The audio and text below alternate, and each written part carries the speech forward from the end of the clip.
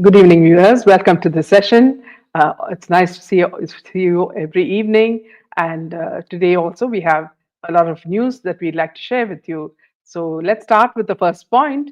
In fact, today the 12th of January is the season's coldest spell, and apparently Delhi is shivering at 3.2 degrees, and Gurugram freezes at zero point 0.6 degrees.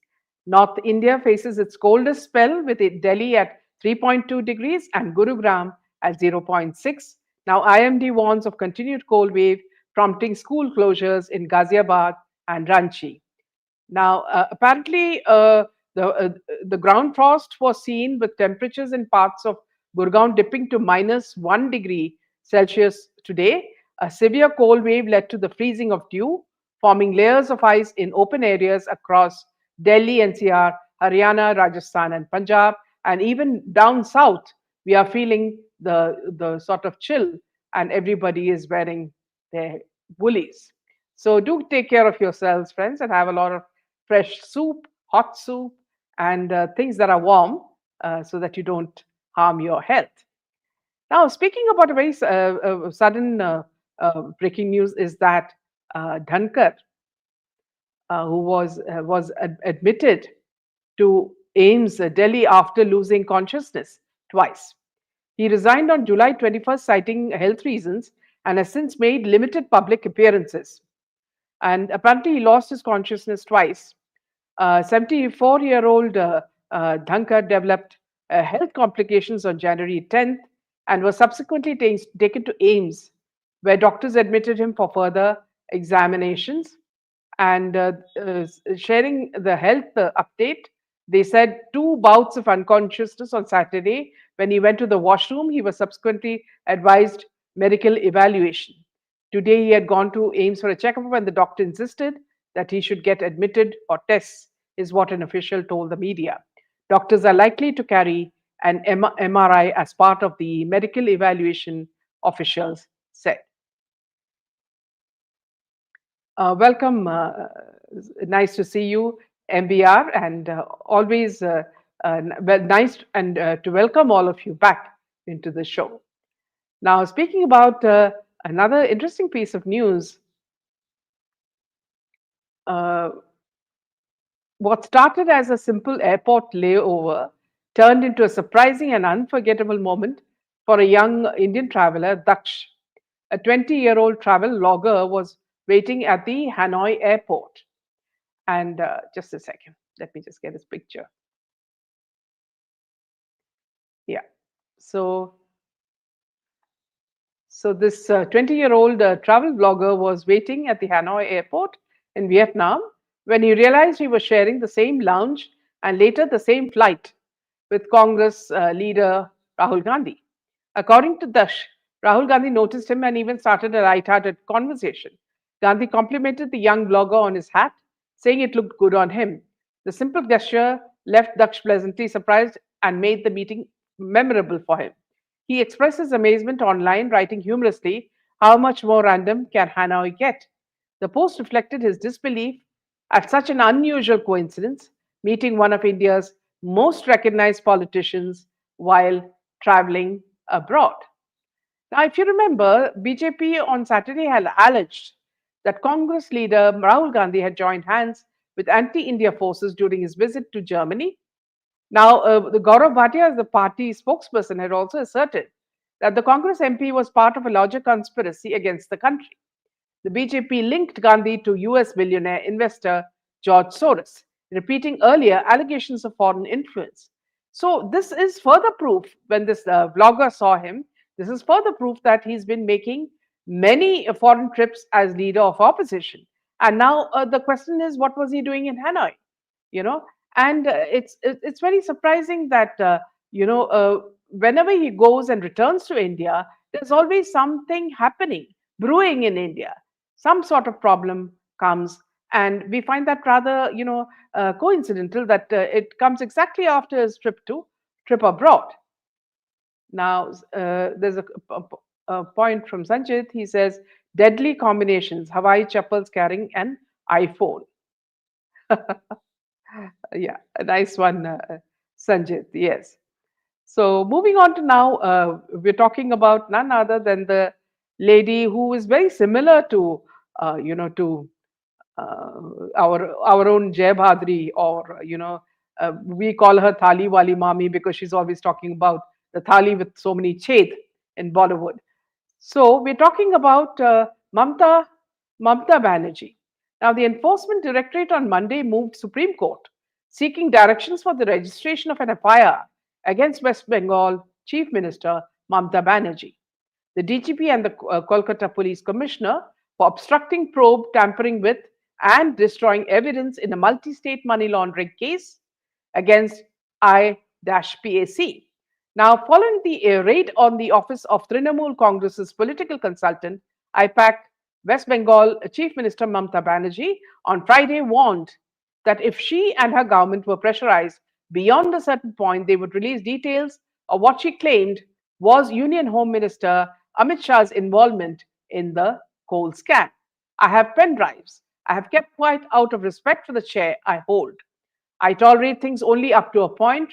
Remember, there is a Lakshman Rekha. Don't pressurize me too much. I'll reveal everything. The whole country will be shocked, she said, addressing a large crowd protesting the ED raids at Kolkata. The raids on Thursday at IPAC's office and the office of its chief, Pratik Jain, are connected to an illegal coal mining case being probed under the Prevention of Money Laundering Act. During the course of the probe, the ED claimed that an organization involved in obscuring the routes of illegally acquired money had conducted transactions worth tens of crores of rupees with IPAC.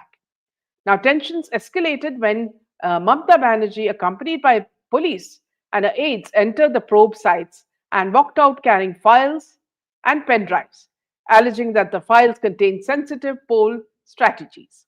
Responding to criticism of her interference in the ED's probe, she said she did not commit any wrongdoing by confronting the ED during its operations. She said she went there in her capacity as the party chief, claiming she had every right to protect what she described as her party's electoral strategy from the ED ahead of the upcoming polls. However, several critics questioned how senior IAS and IPS officers would accompany her to the raid site if she was acting in her capacity as a party chief and not as the chief minister. Mamta alleged that all proceeds from the coal scam ultimately went to the Union Home Minister Amit Shah. She further claimed that the funds were routed through BJP MP from Bengal, Jagannath Sarkar, whom she called a dacoit, and leader of opposition in the Bengal Assembly, Suvendu Adhikari, whom she called a gaddar, and Shah's new godson. She added that she had kept silent out of respect for the chair she holds. They talk about coal money, who enjoys it? Excuse me. She said they talk about coal money, who enjoys it? Amit Shah does. The money is given through a traitor. Jagannath is also involved, not Lord Jagannath of Puri, but this Jagannath is a dacoit. She is not talking about BJP MP Jagannath Sarkar. Through him, the money goes to Suvendu and then the money goes to Amit Shah, she said. Mamta also questioned the Home Minister over the role of the BSF and CISF forces and alleged that they failed to stop illegal coal smuggling. However, she warned that if undue pressure is applied by central agencies, she is prepared to bear it all and said she has pen drives to back her claims. I do not speak out in the national interest. If I open my mouth, there'll be an uproar across the world. Now, see, what has this sort of proved about this chief minister? See, it's very strange because see, the ED's petition is unprecedented, as it names a sitting chief minister, Mamata Banerjee, and the DG of police and the Kolkata police commissioner as accused. Now, see, you look at the three things that she has done. First, she has made a forcible entry. During the raids on January 8th, the CM and the senior police officers allegedly entered the premises of specifically the home of IPAC director Pratik Jain while the search was still in progress. Second point is that there was evidence tampering. The ED claims that the files, laptops, and mobile phones containing incriminate material were forcibly seized and removed from their custody by the state machinery. And the third point is she also stooped to intimidation. Officers were allegedly threatened and prevented from performing their statutory duties under the Prevention of Money Laundering Act. Now, the investigation isn't just about IPAC, it's rooted in a massive coal smuggling and pilferage case dating back to 2020. The money trail, the ED alleges that the 20 crore in proceeds of crimes from the coal scam was funneled through the Hawala channel to IPAC.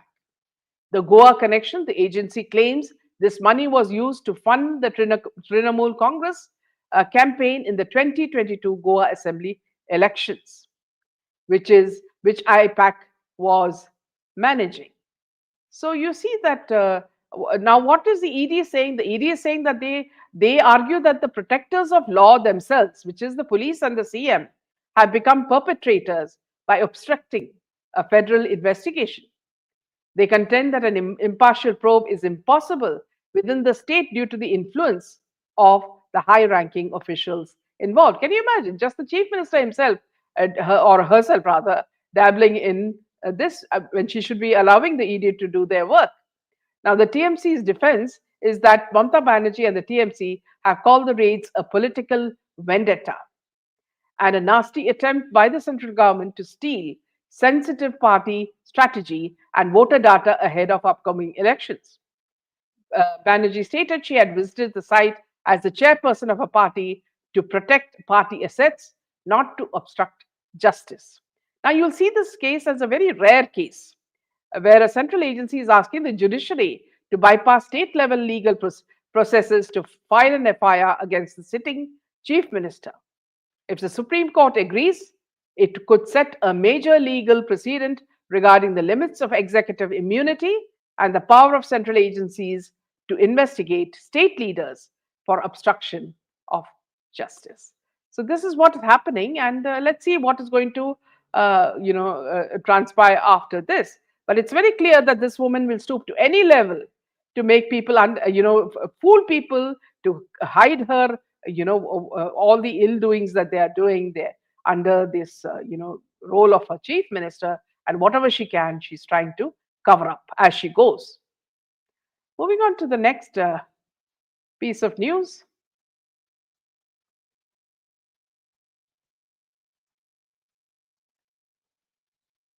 Yeah. So moving on to the next piece of news. In a recent interview with Midday, filmmaker Priyadarshan opened up about Akshay Khanna's work ethic. As you know, after Durandar, Akshay Khanna has become the name on every person's lips, including Bollywood. Now, the director went back in time and recalled working with this actor in his 1998 romantic comedy Doli Sajake Rakhna. Priyadarshan stated that it was the first time he had collaborated with Akshay Khanna on a movie. Back then, everyone discouraged him from signing him as the film's lead, reasoning that he was difficult and very moody. But after working with the Duranda actor, the Bhool Bhulaiya filmmaker had other opinions. Priyadarshan fell in love with Khanna from their first movie together. I never found him difficult, he stated the director. He further recalled calling Khanna at 5 in the morning and he would be there on time. Calling him a darling, he also stated that they never had a bitter moment together in the 6 films they did together. He is least bothered by criticism, concluded the filmmaker. For the unversed, Khanna and Priyadarshan worked in many films, including Hangama, Halchal, Mere Baap Pehle Aap, and now almost the whole industry is wondering what it is that Akshay has that other actors, especially the Bollywood Khans, do not have. Now, moving on to another piece of news is that the Iranian Parliament Speaker has warned Trump of forgettable lesson in case of the U.S. military intervention. So he said that the country is ready for both war and negotiation after repeated threats of military intervention from Trump. Now, this is very strange, isn't it? Because what we've been seeing of late is that Trump has been, acting quite strange. Now, there was a very interesting, article written by Dilip Apte, and he's written that the US has yanked off its mask and Trump has revealed its true face with brutal honesty. The US will run Venezuela now. We're going to have a very large United States oil companies, the biggest anywhere in the world, go in and spend billions of dollars, fix the badly broken oil infrastructure, and start making money. Now, Trump has also set his sights on other low hanging fruits such as Cuba and Greenland. Needless to say, once he has effected regime change in all these nations, he intends to make them vassals of the US and install pro Trump governments who will allow him to loot their natural resources and also fuel his Nobel Peace Prize ambitions. US is now openly acting as the British Empire of a previous century, colonizing weaker nations and bleeding them dry. Peace is also peace is all about having a big stick. If you're rich in natural resources but you don't have weapons to defend, your wealth belongs to America. Libya, Iraq, Venezuela, the same old pattern everywhere. This would have India's fate as well if we didn't have nuclear deterrence. Thanks to Vajpayee and Modi, no one can dream of doing even remotely close to what US has done to Venezuela. But we need to be very careful of the power kegs all around our country and the petrol being sprinkled everywhere by opposition party. And he's ended by saying salute to RSS for giving India her two best PMs. So a very interesting article from Sunil. And with this, we end the session. We'll come tomorrow with a lot more news. Good night, Jai Hind, and Jai Shri Ram.